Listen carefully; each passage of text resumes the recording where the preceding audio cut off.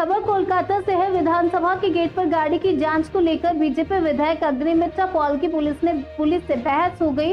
Agnimitra Paul का आरोप है कि जब सभी विधायकों की गाड़ियों की जांच की जा रही है तो मुख्यमंत्री की गाड़ी की जांच क्यों नहीं की जा रही।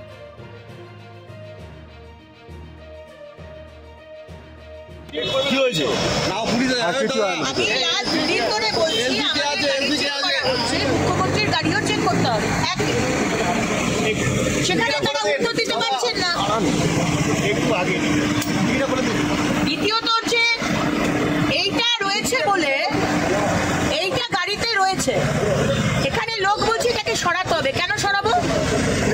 বড় বড় টিএমসি এমএলএদের গাড়ির পিছনে যখন মমতা ব্যানার্জি এগিয়ে বাংলা তৃণমূল কংগ্রেস লেখা ছবি দেওয়া গাড়ি যাচ্ছে, তখন সেগুলোকে তো বলছেন না গাড়ি ঢুকবে না।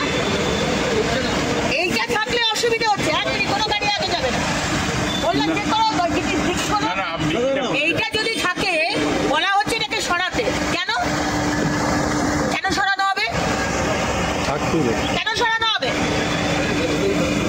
টিএমসির গাড়ির এমএলএদের পিছনে বড় বড় করে ছবি থাকবে মমতা ব্যানার্জির আর টিএমসি, আর আমাদের একটা পদ্ম ফুলের ছবি থাকলে সেটাকে হাঁটাতে হবে।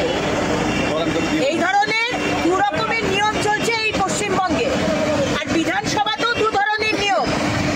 বিজেপির এমএলএদের কথা বলতে দেওয়া হবে না, মাইক বন্ধ করে দেওয়া হবে। পদ্ম ফুল মানে একটা মোটিভ থাকলে গাড়ি থেকে সেটা সরাতে হবে। সব কিছু সরানো হবে, প্রত্যেকটা জিনিস থাকবে। সেটা ওনারা জানেন, ওনারা বোধহয় খবর পেয়েছেন যে আমরা বোম ব্লাস্ট করবো ভিতরে, বিজেপির এমএলএরা। এই তো বোম ব্লাস্ট করবো বোধহয়।